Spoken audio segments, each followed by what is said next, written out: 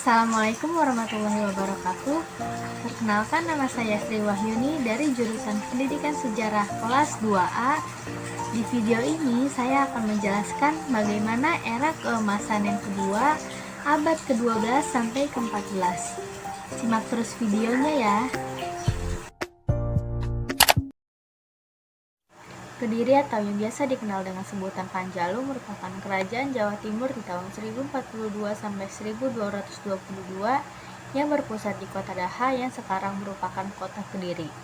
Kota Daha sendiri sudah ada sebelum kerajaan di Kediri didirikan, dan Daha merupakan singkatan dari Dahanapura yang memiliki arti kora api yang merupakan prasasti pamuatan dari air Langga pada tahun 1042.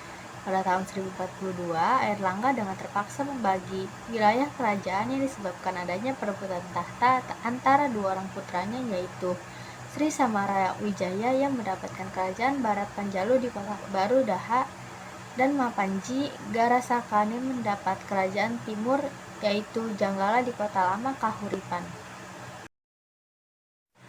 Nah, masa kejayaannya. Kerajaan Kediri mengalami masa kejayaan pada masa pemerintahan Sri Jayabaya yang berkisar sekitar tahun 1135 sampai 1159.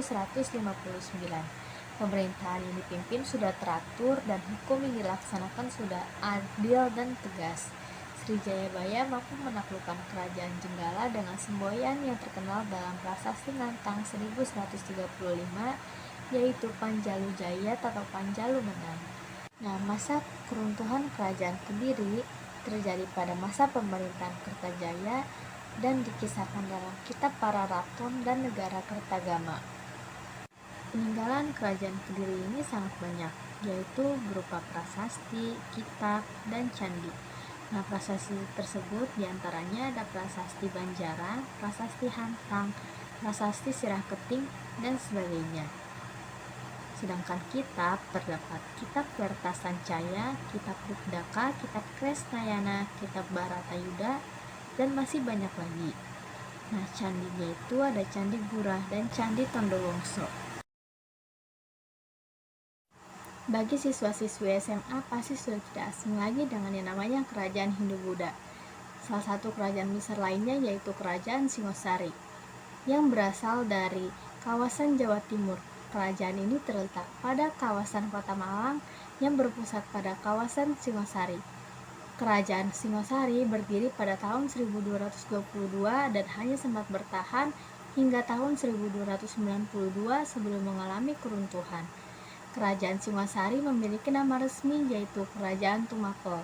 Hal ini diketahui dengan adanya prasasti Kudadu. Ibu kota Tumapel terletak di kawasan Kutaraja.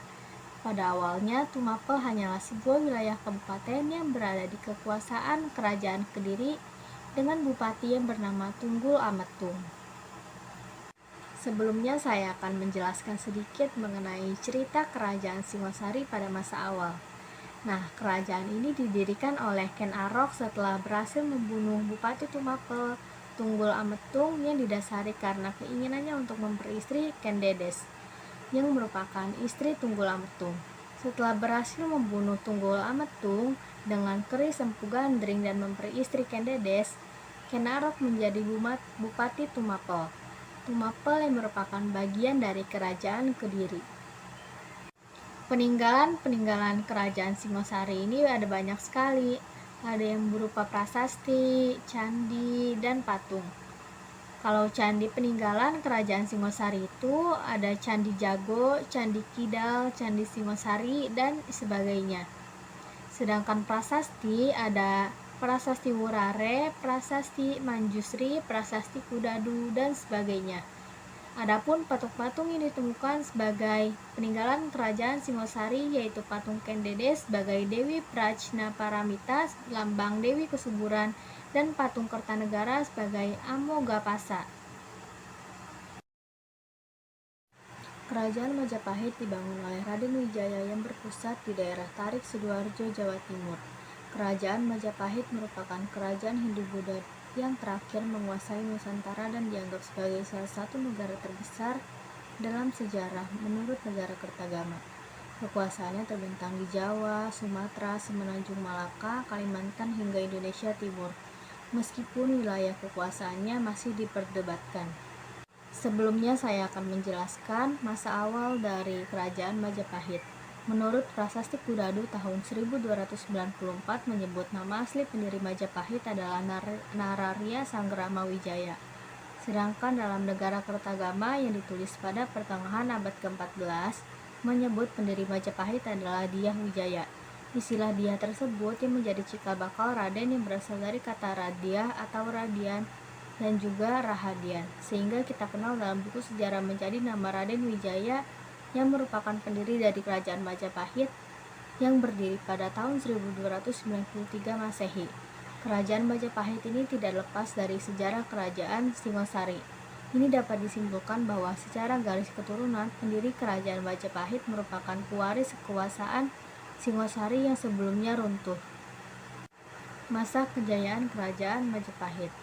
Pada masa Kerajaan Majapahit ini yang terkenal dalam sistem pemerintahan Hayam Wuruk yang bergelar Sri Rajasa Negara, yang merupakan raja keempat Majapahit. Puncak kejayaan Majapahit ditandai dengan terwujudnya gagasan penyatuan wilayah-wilayah Nusantara.